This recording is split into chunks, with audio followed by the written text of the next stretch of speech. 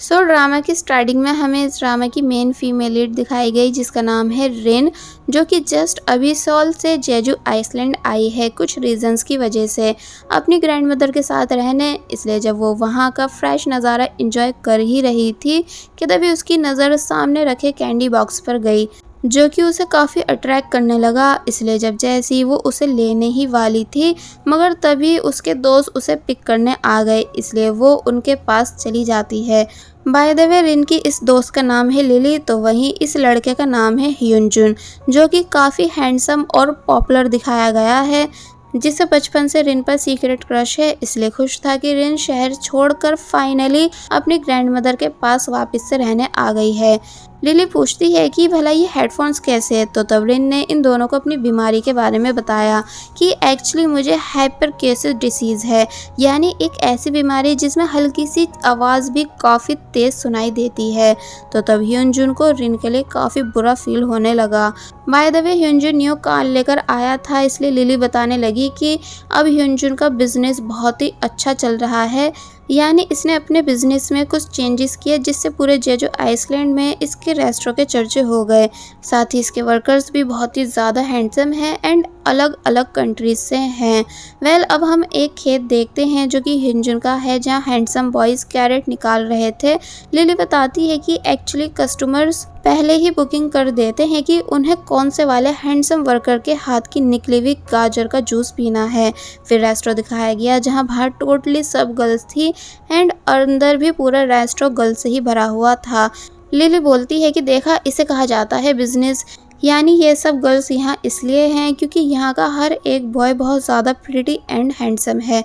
रिन कहने लगी कि सही माइंड लगाया ह्यूनजुन ने लोगों को इस तरफ अट्रैक्ट करने के लिए, लेकिन मैं फिर कभी यहाँ कुछ खाने के लिए रुकूंगी, फ़िलहाल मुझे जाना है। मगर ह्यूनजुन ने उसे जाने नहीं दिया और पूछने लगा कि तुम्हें इतनी जल्दी क्यों है। रिन कहने लगी इसलिए क्योंकि तुम काम में बिजी हो। तो तब वो कहता है कि मैं तुम्हारे लिए ऑलवेज फ्री हूँ, यानी तुम मेरी फर्स्ट प्रायोरिटी हो। और फिर पूछने लगा कि वैसे क्या तुम अब भी ड्राइंग करती हो। तो ये सुन पहले तो वो शांत हो गई, मगर फिर बताती है कि मैं इसलिए ही तो यहाँ आई हूँ ताकि अपने बिगड़े कामों को ठीक कर सकूँ। तो ये सुन ह्यूनजुन उसकी इस बात का मतलब सही से समझ नहीं पाता है। जिसके बाद अब हम रिन को उसकी ग्रैंड मदर के बीबी गेस्ट हाउस में जाते हुए देखते हैं, जहाँ जब जैसी उसकी ग्रैंड मदर ने उसे देखा तो वो बहुत ही ज़्यादा खुश हुई, इसलिए जल्दी से रिन को हक कर लेती हैं क्योंकि वो उसे बहुत ही ज़्यादा मिस कर रही थी। नेक्स्ट सीन में रिन पूरे गेस्ट हाउस को क्लीन करने लगी ताकि उसकी ग्रैंड मदर की हेल्प हो सके, यानी सभी बर्तन को क्लीन करती है, कपड़े धोती है, साफ़ सफाई करती है। और फिर अब उसने अपना सभी सामान भी अनपैक किया, जिसमें उसकी ड्राइंग का भी सामान था, जिसको वो टेबल पर रख देती है। मगर जब जैसी सोने के लिए लेटी बट वो सो नहीं पाई क्योंकि वॉच की हल्की सी आवाज़ भी रिन को काफ़ी तेज़ सुनाई दे रही थी, इसलिए उसने इरिटेट होकर जल्दी से सेल निकाल कर बाहर रख दिए। आई थिंक रिन का मेन रीज़न यही है शहर छोड़ने का कि वहाँ बहुत शोर होता था एंड आइसलैंड पर शांति रहती है। प्लस रिन को अपनी ग्रैंड मदर की भी फिक्र थी क्योंकि पहले उसकी ग्रैंड मदर जिस लेडी के साथ इस गेस्ट हाउस को संभालती थी वो अब यहाँ से जा चुकी हैं अमेरिका रहने, इसलिए रिन को वापस आना पड़ा। मगर अब उसे डर है कि क्या अब मैं अपनी पूरी लाइफ ऐसे ही जीने वाली हूँ, यानी अपनी इस बीमारी के साथ।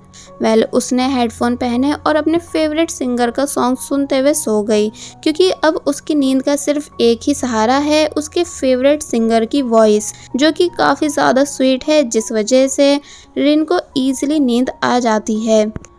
अब हमें वो सिंगर दिखाया गया है जिसका नाम है कांग, जो कि काफ़ी ज़्यादा पॉपुलर आइडल बताया गया है, यानी कांग की सभी एल्बम्स हिट जाती हैं। फिर हम कांग का फ़ोटोशूट देखते हैं जो कि उसने काफ़ी अच्छे से कराया। मगर जब उसका इंटरव्यू चल रहा था तो तब उसकी एक इंटरव्यू लेडी से थोड़ी आर्ग्यूमेंट हो गई, यानी वो पूछ रही थी कि क्या आपका सियोरी एक्ट्रेस के साथ चक्कर चल रहा है जो आप नॉन स्टॉप रोमांटिक सॉन्ग्स बनाते जा रहे हो। कांग चिढ़ के कहता भी है कि नहीं ऐसा कुछ नहीं है, यानी वो सिर्फ मेरी दोस्त है एंड मेरा स्टैंडर्ड इतना भी लो नहीं जो मैं किसी भी लड़की को डेट कर लूँ।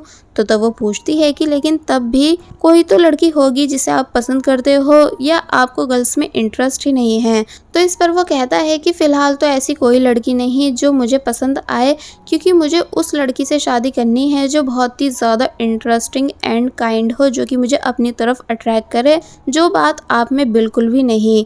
इसलिए मुझसे पर्सनल क्वेश्चंस पूछना बंद करो। तो ये सुन उस लेडी की बोलती बंद हो गई। अब आफ्टर इंटरव्यू बॉस ने कांग को बहुत ही ज़्यादा डांटा, क्योंकि कांग के ऐसा करने से उसकी इमेज ख़राब की जा सकती है। बट कांग को कोई फ़र्क पड़ता नहीं है, क्योंकि उसका जो मन करता है वो वही करता है और वही बोलता है। बॉस वेकेशंस पर कांग को हवाई जाने का ऑर्डर देते हैं ताकि कांग वहां मन लगाकर नेक्स्ट सॉन्ग लिख सके। फिर जब जैसे ही कांग बाहर आया तो तब बहुत सारी फैन गर्ल्स उसका वेट कर रही थी, जिनको हाय हेलो करने के बाद वो वहां से चला जाता है। और जब जैसे ही अपनी वैन में बैठा तो तब उसे उसके असिस्टेंट ने एनकॉर्ड नाम के के-पॉप ग्रुप के बारे में बताया, जो कि अभी डेब्यूट नहीं हुआ है, कि वो सभी लोग वेकेशंस पर जेजू आइसलैंड जा रहे हैं। तो तब कांग ने भी हवाई का कैंसिल करके डायरेक्ट जेजू आइसलैंड जाने का डिसाइड किया, वो भी बॉस को बिना बताए। लेकिन कांग ऐसा कर क्यों रहा है, यानी उसका एनकॉर्ड के साथ क्या रिलेशन, ये सब हमें बाद में पता चलेगा। जिसके बाद अब नेक्स्ट सीन में हम एनकॉर्ड बैंक के 7 मेंबर्स को देखते हैं, जो कि जेजू आइसलैंड पहुंच चुके हैं, जहां इनके इस बॉस का नाम है यॉन, जिसे ज़्यादा बात करना पसंद नहीं। ये सिर्फ हार्ड वर्क करता है ताकि जल्द से जल्द डेब्यूट हो सके। एंड देन ये सभी बीबी गेस्ट हाउस को ढूंढने लगे, जिसे इनकी कंपनी ने बुक किया है। और वही नेक्स्ट सीन में रिन ह्यूनजुन की हेल्प करा रही है कैरेट्स निकलवाने में, जहां रिन ने ह्यूनजुन की तारीफ की कि अगर आज आंटी ज़िंदा होती तो काफ़ी ज़्यादा खुश होती, क्योंकि अब उनका बेटा इतना ज़्यादा पॉपुलर और अमीर जो बन चुका है। तो तब ह्यूनजुन मुस्कुराने लगा और फिर रिन से उसके सियोल एक्सपीरियंस के बारे में पूछता है। रिन ने बताया कि वहाँ बस सब ठीक ही था, यानी मैंने बहुत कोशिश की वहाँ के लोगों में घुलने मिलने की और अपने ड्रीम को पूरा करने की, बट एट द एंड मुझे वहाँ से वापस यहाँ आना ही पड़ा। थोड़ी बहुत बातों के बाद ह्यूनजुन किसी काम से वहाँ से चला गया। तो तब रिन सॉन्ग सुनते हुए कैरेट्स को बाहर निकालने लगी कि तभी एनकॉर्ड बैंड भी वहाँ आ गया, बीबी गेस्ट हाउस को ढूंढते हुए। जहाँ यॉन जब जैसी रिन के पास रास्ता पूछने आया कि बीबी गेस्ट हाउस कहाँ है, तो तब रिन थोड़ा बहुत गुस्सा हुई, क्योंकि यॉन ने गलती से उसकी कैरेट पे पैर रख दिया था। इसलिए पहले गुस्से से यॉन को पीछे करती है और फिर इशारे से बताती है कि बीबी गेस्ट हाउस वहाँ है। तो तब यॉन मुंह बनाते हुए वहाँ से जाने लगा, यानी उसे रिन बहुत ही ज़्यादा रूड लगी। फाइनली ये सभी गेस्ट हाउस के बाहर आए, जो कि उन्हें ज़्यादा कुछ खास पसंद नहीं आया, क्योंकि ये काफ़ी सिंपल था। इसलिए ये सभी बातें बनाने लगे कि हमारी कंपनी हमारे साथ ऐसा कैसे कर सकती है। तो तब पीछे से रिन ने जवाब दिया कि अगर तुम लोगों को ये जगह पसंद नहीं तो तुम चुपचाप यहाँ से जा सकते हो। बट यॉन पलट के जवाब देता है कि हमारी कंपनी ऑलरेडी पे कर चुकी है, इसलिए हम जा नहीं सकते, वरना हमें भी कोई शौक नहीं इस जगह रुकने का। और वैसे भी जैसा ये ऑनलाइन फ़ोटोज़ में दिखता है, रियल में वैसा बिल्कुल भी नहीं है। खैर छोड़ो, बताओ हमारे रूम कहाँ हैं। तो तब रिन ने मुँह बनाते हुए इन सभी को इनका रूम दिखाया। तो तब ये सभी एक एक करके अंदर चले गए, जो कि अंदर से काफ़ी अच्छा बना हुआ है, इसलिए टीम मेंबर्स को वो जगह थोड़ी बहुत पसंद आने लगी। मतलब नेक्स्ट सीन में हमें ग्रैंड मदर को दिखाया गया, जो कि पानी में जाने वाली है, वहाँ से रिन के लिए कुछ स्पेशल खाने के लिए लेने, जिनसे एक लेडी ने काफ़ी मना किया भी कि नहीं आप वहाँ मत जाओ, वैसे मौसम ख़राब हो रहा है। लेकिन वो मानती नहीं, क्योंकि उनके अकॉर्डिंग जेजू आइसलैंड पर मौसम अच्छा और ख़राब होता ही रहता है। और फिर तभी वो पानी में चली गई, जहाँ थोड़ा बहुत टाइम स्पेंड करने के बाद जैसे वो ऊपर आने ही वाली थी कि तभी अचानक उनका पैर किसी जाल में फंस गया, जिस वजह से ग्रैंड मदर को बहुत ही ज़्यादा प्रॉब्लम होने लगी। एंड तभी वही कैंडी बॉक्स को भी हम उस जगह देखते हैं। नेक्स्ट सीन में यॉन ने रिन से स्नैक्स मांगे, तो तब रिन ने उसे बताया कि हम गेस्ट को सिर्फ दिन में 3 बार खाना देते हैं और स्नैक्स हम बिल्कुल भी नहीं देते। तो तब यॉन ने धमकी दी कि मैं तुम्हारे गेस्ट हाउस को ख़राब रेटिंग दूंगा। तो तब रिन यॉन से लड़ने लग जाती है। वेल ये दोनों यहाँ लड़ ही रहे थे कि तभी रिन को हॉस्पिटल से कॉल आई, जहाँ जब जैसे उसे पता चला कि उसकी ग्रैंड मदर हॉस्पिटल में एडमिट है और सिचुएशन नाजुक है, इसलिए वो तभी जल्दबाजी में वहाँ से जाने लगी। तो तब यॉन हैरान हुआ कि आखिर चल क्या रहा है। बाय द वे रिन जल्दबाजी में अपने हेडफोन्स रखना भूल गई थी, इसलिए ट्रैफिक की आवाज़ सुन उसे एक बार फिर प्रॉब्लम होने लगी।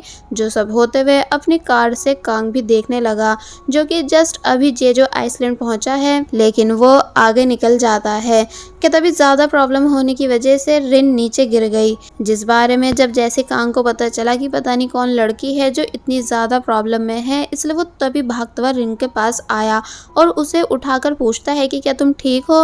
रिन कांग को अपने सामने देख बिल्कुल भी यकीन नहीं कर पाई कि क्या ये सच में फेमस के-पॉप आइडल कांग ही है या फिर मैं कोई सपना देख रही हूँ, क्योंकि ऐसा तो कभी हो ही नहीं सकता कि कांग यहाँ आए। इसलिए बस रिन कांग को शॉक हुए हुए देखती रह गई। वेल ये सीन यहीं कट हुआ और अब हमें हॉस्पिटल का सीन दिखाया गया, जहाँ रिन भागती हुई अपनी ग्रैंड मदर के पास आई, जिन्हें फाइनली होश आ चुका है, यानी अब वो खतरे से बाहर हैं। इसलिए रिन को सुकून आया, मगर जब उसने अपनी ग्रैंड मदर के हाथ में वही कैंडी बॉक्स देखा जिसे वो ड्रामा की स्टार्टिंग में देख चुकी है, इसलिए पूछने लगी कि आखिर ये क्या चीज़ है। तो तब ग्रैंड मदर ने बताया कि मुझे इसी ने तो बचाया है, यानी जब मेरा पैर जाल में फंसा था तो मैं बहुत ही ज़्यादा परेशान हो गई थी, लेकिन इस कैंडी को खाते ही मेरा मन शांत हुआ, यानी एक अलग ही मैजिक हुआ, जिस वजह से मुझे मेरी स्पेशल ओल्ड मेमोरीज दिखने लगी और मैं खुद ब खुद किनारे पर आ गई। तो तब रिन हैरान रह गई कि क्या सच में ये बॉक्स स्पेशल है, दिखने में तो नॉर्मल लग रहा है। और जब जैसे ये सभी बातें वे सोचते हुए बाहर आ ही रही थी कि तभी उसकी बात कांग से हुई, जो कि पूछ रहा है कि क्या अब तुम्हारी ग्रैंड मदर ठीक है। तो तब रिन ने बताया कि हाँ, और साथ ही कांग को थैंक्स भी किया, क्योंकि कांग ही रिन को अपनी कार से हॉस्पिटल लाया है। और फिर तभी बोलती है कि वैसे क्या आपको कभी किसी ने बताया है कि आप ठीक सुपरस्टार कांग जैसे दिखते हो, मैं उनकी बहुत बड़ी फ़ैन हूँ। कांग बोलता है कि हाँ, अक्सर लोग ऐसा बोलते रहते हैं। और फिर जब जैसे कांग ने रिवील किया कि मैं ही फेमस के-पॉप स्टार कांग हूँ एंड मुझे हैरानी है ये जानकर कि मेरी फ़ैन यहाँ भी है, तो ये सुन रिन के होश उड़ गए, यानी वो तो पीछे ही गिर गई, ये पूछते हुए कि तुम सच बोल रहे हो। कांग कहता है कि हाँ, कि तभी ह्यूनजुन भी वहाँ आ गया। और अब जैसे कि हम सभी को पता है कि वो रिन को पसंद करता है, इसलिए उसे बिल्कुल अच्छा नहीं लगा रिन को किसी और के साथ देखकर, इसलिए उसने तभी कांग को पीछे किया और रिन से ग्रैंड मदर के बारे में पूछा। रिन बताती है कि अब ग्रैंड मदर ठीक हैं। तो तब ह्यूनजुन ने रिन को उसके हेडफोन्स दिए, ये बताकर कि तुम इन्हें भूल गई थी। रिन खुश होकर उन्हें लेने लग जाती है और कहती है कि थैंक्स ओप्पा, जबकि कांग सिर्फ चुपचाप इनकी बातों को सुन रहा है। कि तभी ह्यूनजुन ने पूछा कि वैसे ये कौन है। तो तब रिन अब इससे पहले कि कुछ बता पाती कि तभी कांग ने उसे चुप करा दिया, यानी वो नहीं चाहता कि उसकी सेलिब्रिटी होने वाली बात और किसी को भी पता चले, इसलिए रिन कहती है कि ये सिर्फ मेरे गेस्ट हैं। तो तब ह्यूनजुन चुप हो गया, वरना उसे लगा था कि कहीं ये रिन का कोई बॉयफ्रेंड तो नहीं है जो कि शहर से यहाँ आया हो। Bye the way grand mother के पास ह्यूनजुन रुक गया, तो तब रिन कांग के साथ वापस जाने लगी। एंड अब क्योंकि उसने हेडफोन लगा रखे थे, इसलिए कांग पूछने लगा कि क्या तुम्हें म्यूज़िक बहुत ही ज़्यादा पसंद है। रिन कांग की इस बात को सुन नहीं पाई थी, इसलिए उसे लगा कि ये जगह के बारे में पूछ रहा है, इसलिए हंस हंस कर पूरे जेजो आइसलैंड के बारे में बताने लगी कि ये जगह कितनी ज़्यादा ऑसम है। तो तब कांग रिन की फ़नी बातें सुनने के बाद उसे क्यूट कहने लगा, जिस वजह से रिन के चिक्स रेड हो गए। कांग आगे पूछता है कि वैसे क्या तुम मुझे बहुत ही ज़्यादा लाइक करती हो। रिन हंस के बोलती है कि हाँ, बहुत ही ज़्यादा, मगर तभी चुप हो गई और फिर सोचने लगी कि भला ये ऐसे क्यों पूछ रहा है। तो तब कांग भी हंसकर कहता है कि कोई नहीं, मैं समझ सकता हूँ, क्योंकि मैं भी खुद को बहुत ही ज़्यादा प्यार करता हूँ। और फिर पूछता है कि क्या तुम मुझे यहाँ के सबसे बेस्ट प्लेस लेकर जा सकती हो जहाँ भीड़ नहीं हो।